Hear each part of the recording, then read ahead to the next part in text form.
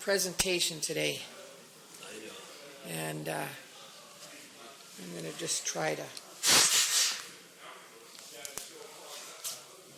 Man is perfect. This is the world according to Jordy Vincent.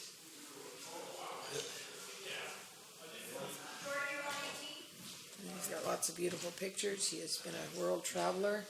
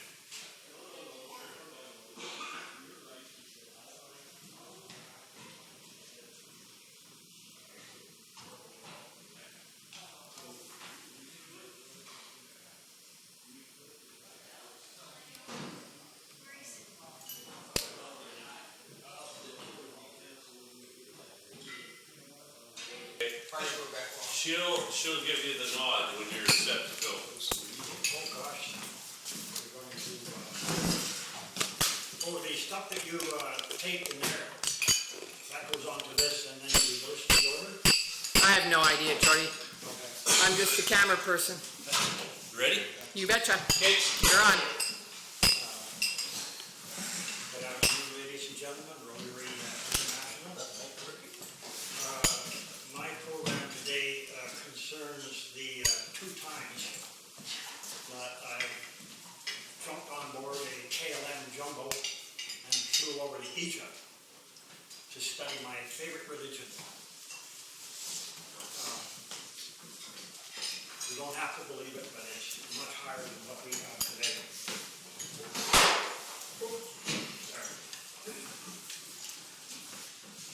First time I went over as part of a group of 22 individuals, ferried around on a bus They said the trip and everything included for 3 weeks is $700, but you've got to get there first. A lot of Australians were there, and so was our guide. We were taken everywhere.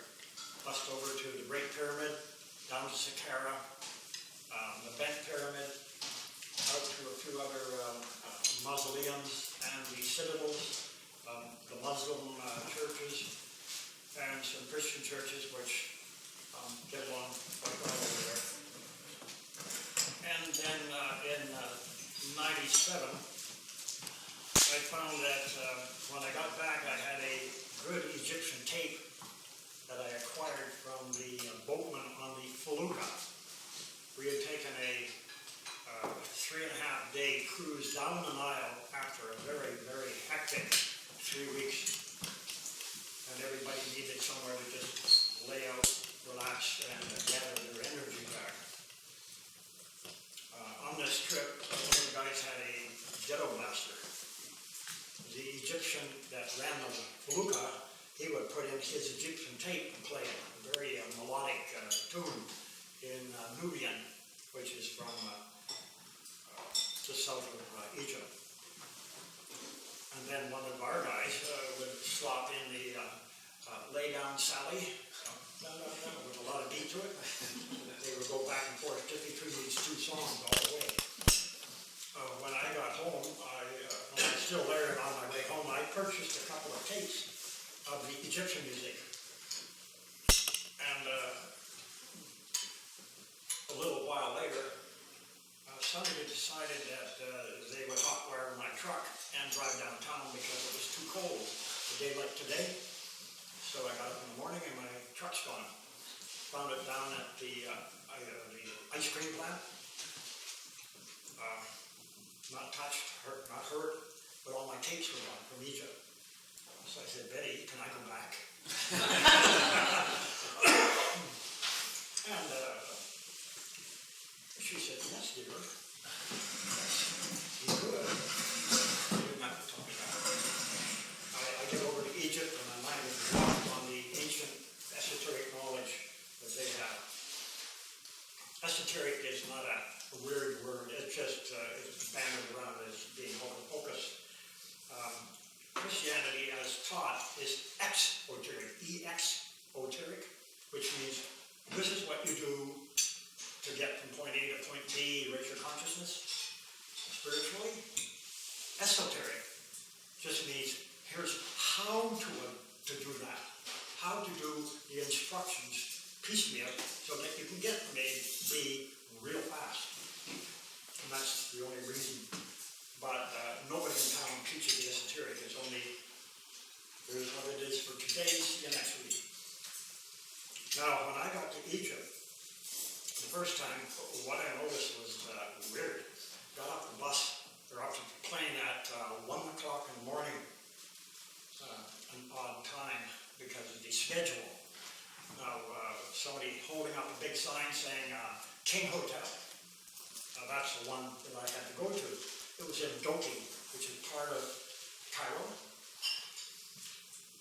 And so they took me out to a minibus. I piled on board, sat in the front seat, and as we were heading downtown, there's thousands of streetlights. You could see miles. And all of a sudden there weren't as many streetlights, and all of a sudden you couldn't see very well. Excuse me. It seems that hardly anybody runs with headlights on, because they found they had an experiment of headlights on, and people would high beam it like they do around here. Those masochistic guys that want to knock you off the highway. And you can actually see about 2 or 3 miles down the main streets in Cairo. Every single vehicle, everybody walking around, because this is during the time of Ramadan. And during that month, everybody piles out of their houses at 6 o'clock or dark and floods the streets. And you could get downtown without hitting a soul. And actually, I only saw one accident in the 2 years I was there. Now, since the trip, the thing is 3 weeks, and I got there 3 days before, and I had 4 days after to make it 1 full month. So I headed to the pyramids right away. Got up into the Great Pyramid, got into the King's Chamber. I already knew the 20 cubits, 40 cubits, golden section. So I knew how to find the dead center of the room by using your ears and intoning. And you could go like this and you could hear the sound going.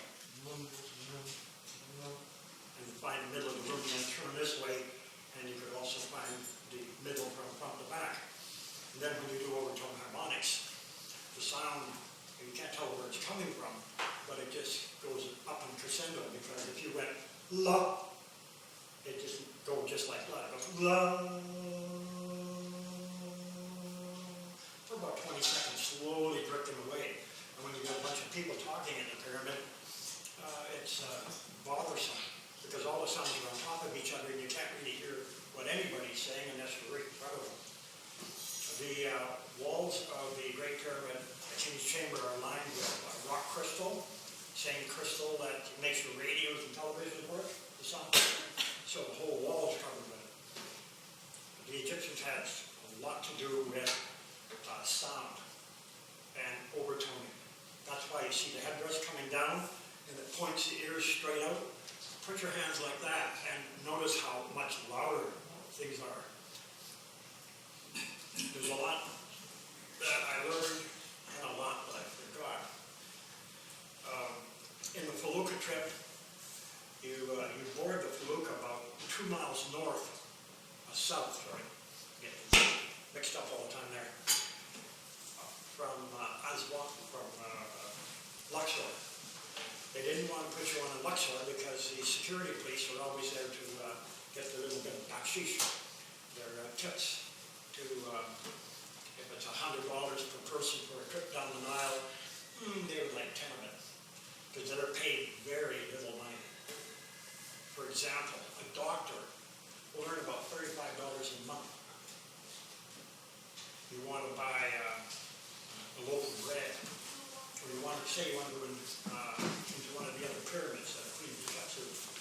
It costs, say, 10 Egyptian pounds to get into the pyramid. And some of us thought, okay, no, let's go in the route where the Muslims are going in. So instead of getting one Egyptian, you get one Egyptian pound or so, and they give you 10 receipts in the pyramid. So it's a lot more cigarettes that way.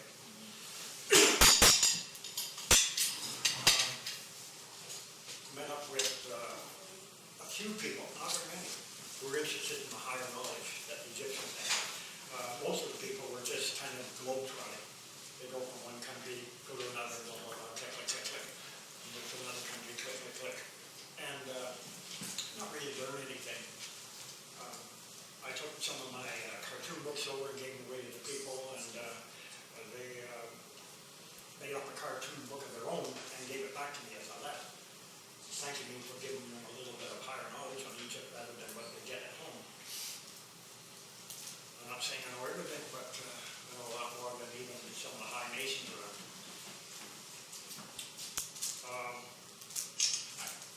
And then, because this girl stole my car, truck and went downtown, and Eddie allowed me to go back, the best time to go is early February to the first few weeks of March.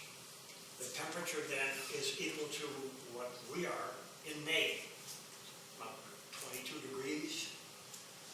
One day it started to rain really hard in Egypt, and everybody stopped their vehicles in the middle of the road, got out, locked arms, and did a can-can really down the street, because it rarely rains. It's like going down to Las Vegas and getting a 3-foot dump of snow. Well, everybody went out playing it. When we went down the Nile,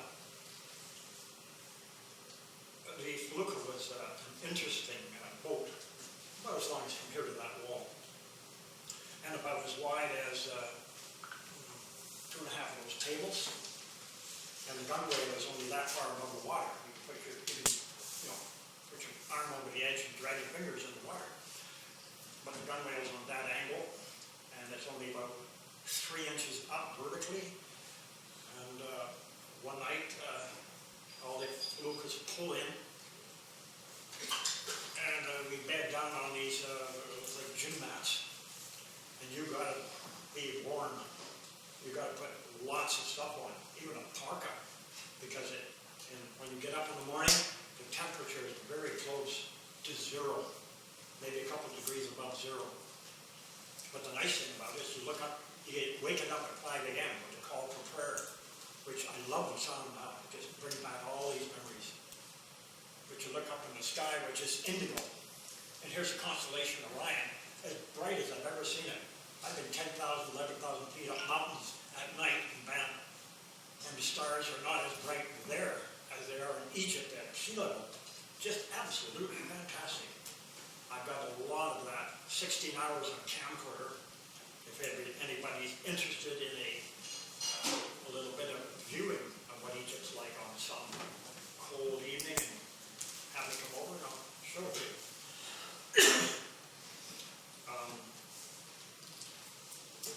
The Egyptians are very loving and kind.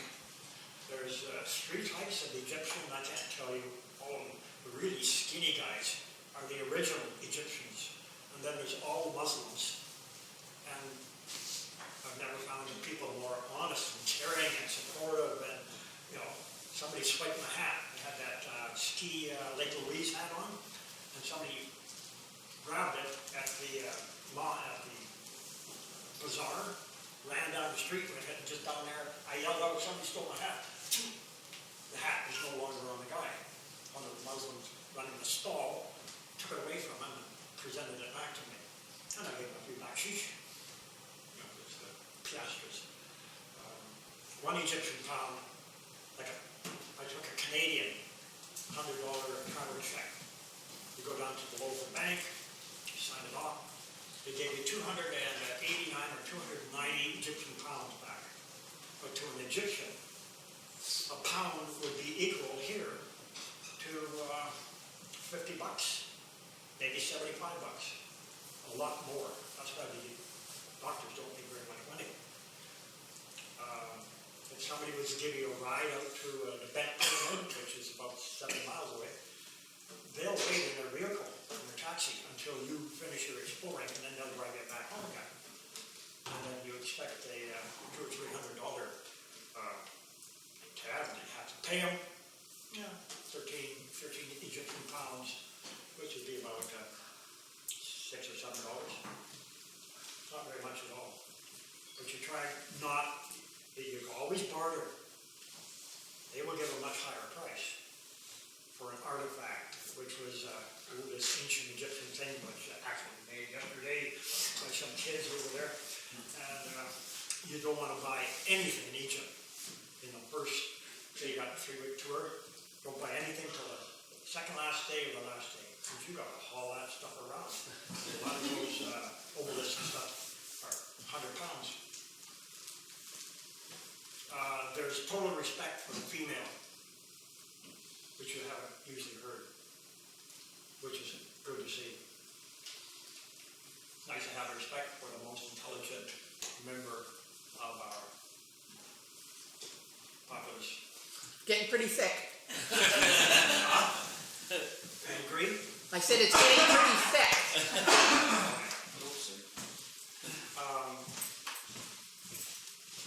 There's no holding hands unless you're engaged or married. Guys, with frustration, they start holding hands and walking down the street, and the guys will be hugging each other. And but it's not a sexual thing. It's just they're not allowed to have girls, so there's a lot of guys girls. There's a respect for their elders. Everywhere you go, people will help everybody else. Kind, conscientious. If you need any help, you got it. The help is often with a connotation that needs to back keep in exchange, which is fine. Piastra, I think, is about 25 cents in our money. About 25 cents in our money over there is equal to $10. So you give them a $10 tip. They are there at the hotel to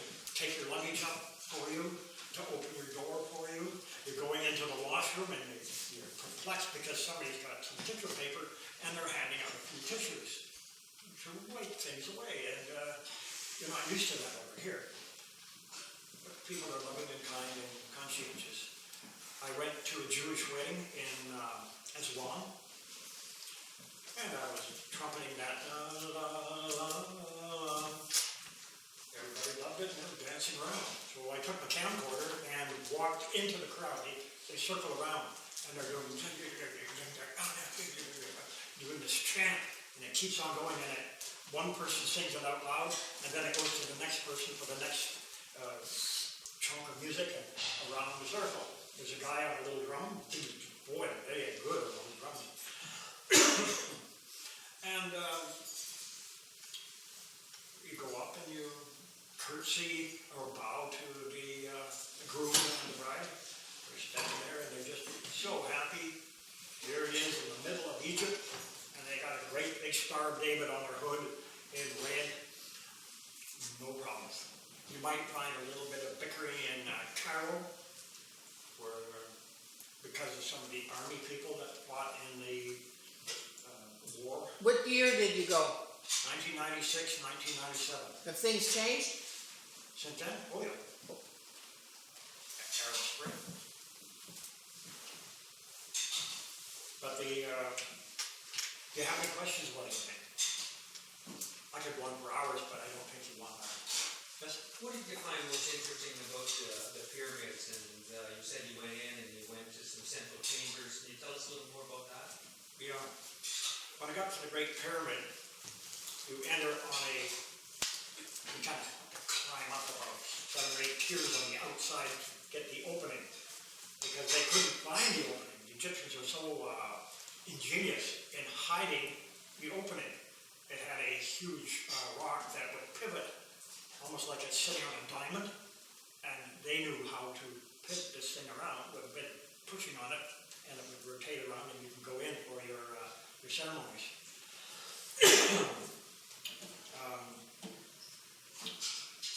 It goes down a bit, meets up with another shaft which goes into the Queen's Chamber, or you can start the Grand Gallery. It's width at the bottom, like it's curved. It goes up, in, up, in, up, in. The width would be from there to the wall. It goes over and dips down in the center, but they put a bunch of boards up with a railing on each side, and with the slats going across, it keeps the person from slipping and sliding backwards.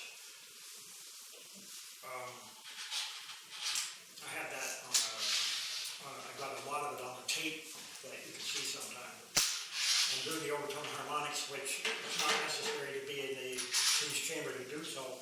It's just you can harmonize it yourself, and anybody here can harmonize it themselves. But you know how to do it, and I've tried to show, getting off on another point of view, I'm a member of the Masonic Lodge, but I notice that a lot of the guys don't seem to be following the high spiritual part of the craft. So, in frustration, I got a bunch of people together in Winnipeg. We followed the Temple and Sion Lodge, which is all higher esoteric knowledge. Stuff that local Christian churches never really knew or haven't even heard of. Good stuff. I took this whole thing that I have here and all the pictures up here to the meeting, and even 1/3 of them didn't understand even the preliminary stuff on Egypt. It's not taught. So if it's not taught, you don't learn anything. I won't go into that again. But when I went through this whole thing, with all the pictures and some movies, they said, well, this will cause a little bit of consternation among certain fundamentalist groups, so probably best not to delve into it and blast off on this, that, there. But that's fine, just okay, is that okay? You know, the regular stuff you see on TV. So that's where this one is. How far are the pyramids outside of Cairo, Jordy? About 20 miles away. And how many? All through the city, and the city is starting to grow around the pyramids now. How many pyramids are together in one spot? Well, they're trying to do the constellation of Orion on the ground in pyramids. The 3 pyramids on the belt of Orion. But there's another, beside the Great Pyramid, there's 3 sister pyramids, you want to call it? Maybe 75 feet high beside the Great Pyramid. And then there's nothing beside the center pyramid. You go to the little one, which I climbed to the top of, and they said, I could see all these 3 pyramids down there. So I went down and they were digging them out around the bases and just polished marble, mint. And there are 3 there, and then if you take these 3 beside the smallest pyramid and the larger, then you've got 9 pyramids in that spot. From there you can go another 25 miles down. Let's see. Often I get mixed up, north is south and south is north there. I get mixed up in the directions until you look at the Nile and see which way it's flowing, and then you can tell. There was a time when the Egyptian cosmology says that the Earth started to wobble and roll over in the poles. And then a while later, Earth rolled back again where it is now. We say, that's a bunch of malarkey. So, maybe somebody will find something a little bit more on that later. What do they charge you to get into the pyramids? Well, the Great Pyramid is £8, Okay. sometimes 10. It depends. Now they're closed, I hear. I've had some people come back. And I said, how'd you like it, the Great Pyramid? How'd you do that? And they said, you can't get in. They're either cleaning it up or looking for more channels in there. At the same time I was there was a guy from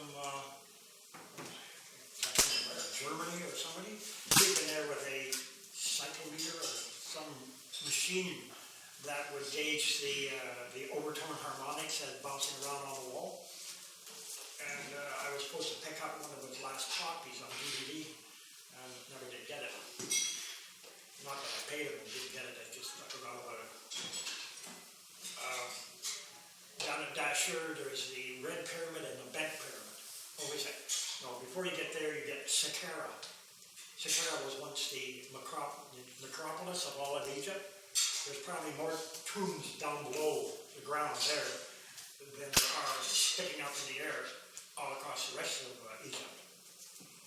I came up to one spot, and here's you're walking on the sand, and the sand starts to slope downhill, and I get up like that, and I look over, and here I'm on the edge of a hole in the ground, which doesn't have a chain going around it or a guardrail, and it maybe drops 100 feet straight down. The wall, it's a square.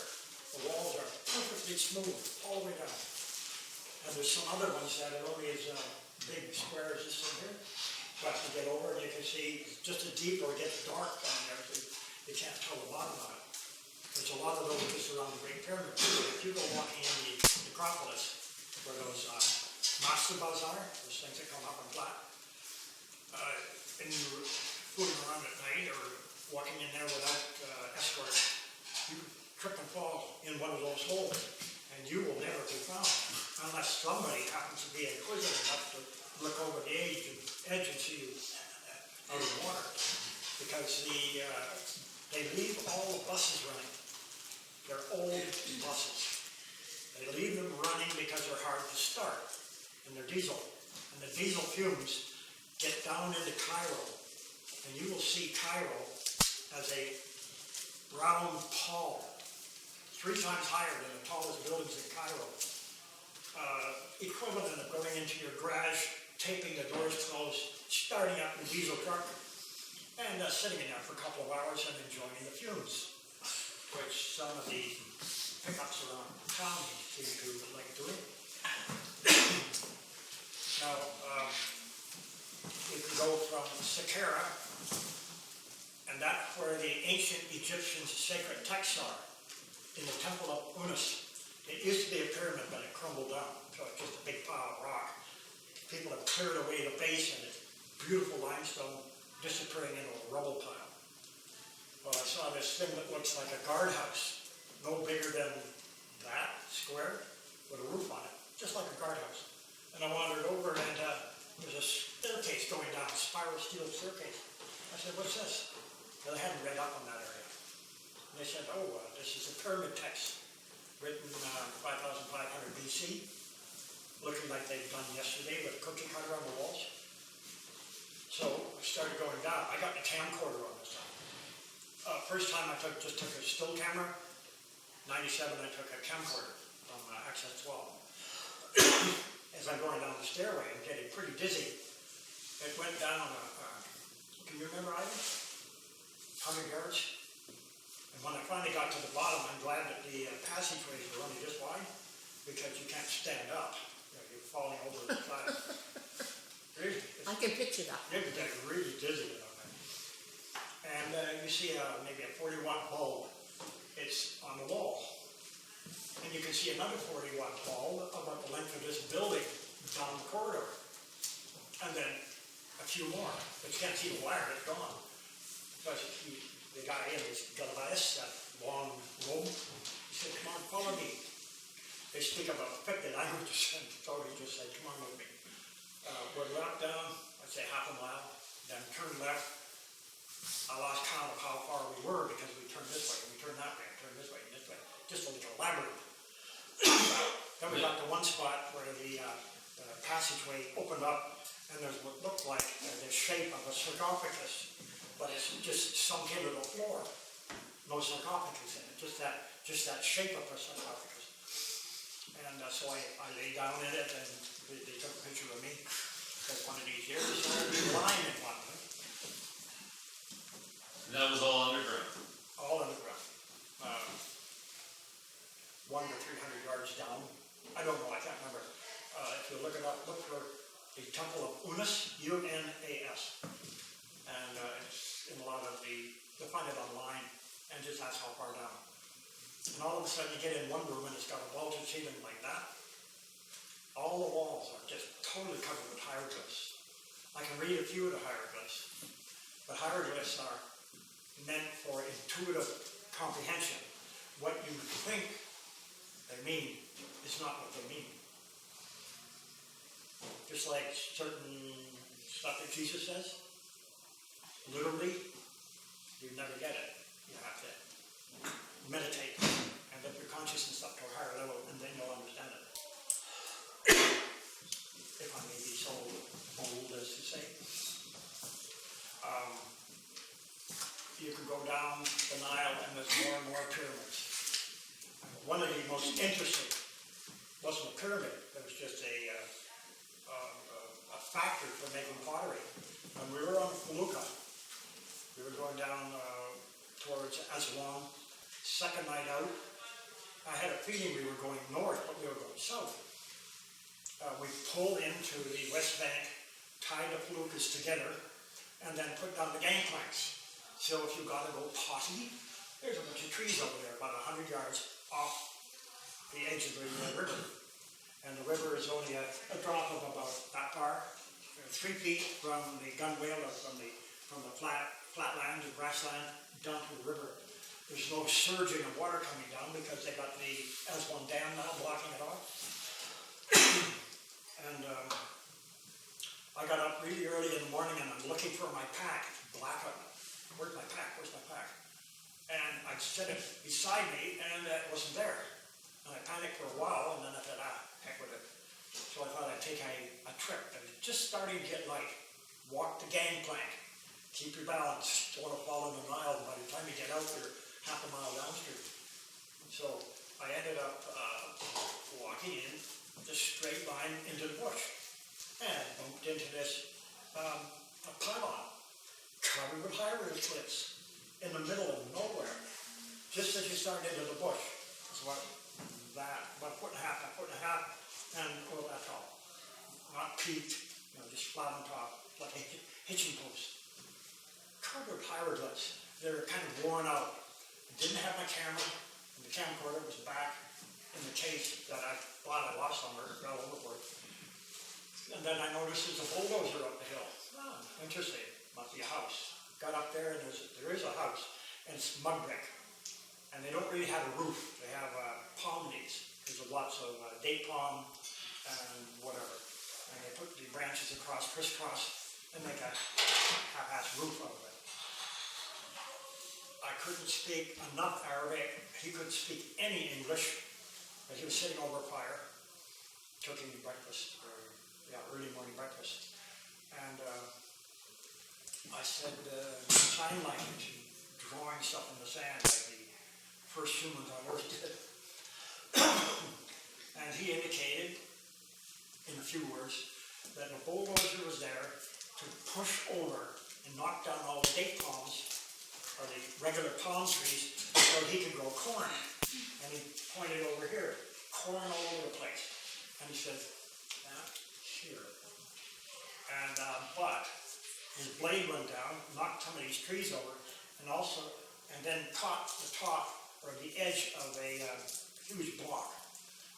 I think the block was about half the width of this room, and then the same went that way. And he pushed it over, and it cracked in two and fell in.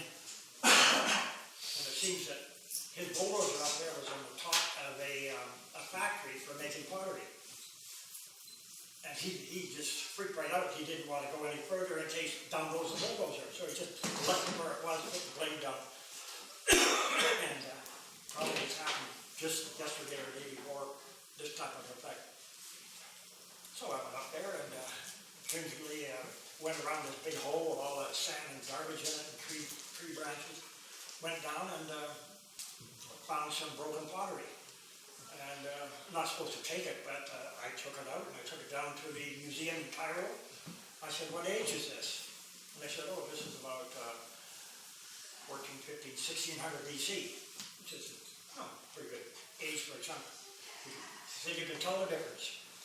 If it's all orange where it snaps, it's recent. It's the New Kingdom.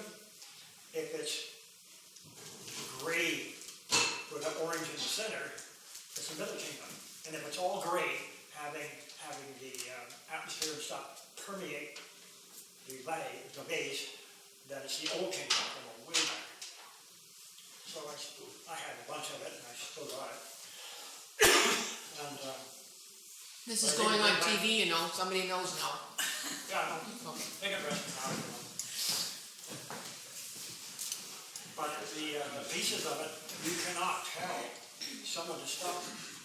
Like I got a whole bunch of pieces of the external casing from the Great Pyramid, and the Second Pyramid, and the Third, and all the way down the Nile. Because when they had a massive earthquake, 1000 AD, it smashed all of Cairo, and they needed new rock. So where is some rock? Oh, there's some over there. So they scurried down to the pyramid and started ripping off the casing blocks, starting at the bottom. They're not small. The first block is this height, just about my shoulder, but not quite. It runs in about 4 feet, and then it comes on a 45-degree angle to the base of the pyramid. They rip that chunk out and get it down, and then they pry around the second one and let it slide down. And they work their way up to the top and stick them all off. The second pyramid, you can see the casing blocks are still on the top because they worked up to that area, and then I guess they figured they had enough, and that's all they needed. Okay, So no more questions. no more questions? Thank you, Am I Jerry. going back again? Yes, if the wife says no. But I was saying yes. When I get there, I'll be either not using the second part of my ticket or I'm going one way. Maybe if you told your wife you're just going one way, she might buy you the ticket.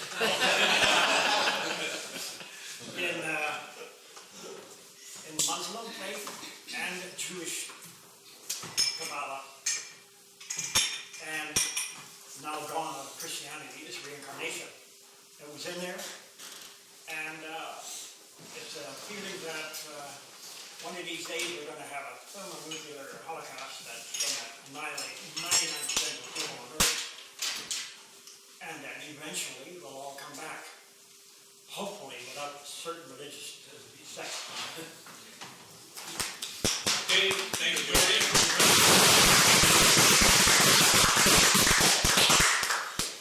To allow you to keep doing some drawings. Can I do one here before? Just a fact. I'll let you sit down. Okay. Okay. Yeah, well, you can do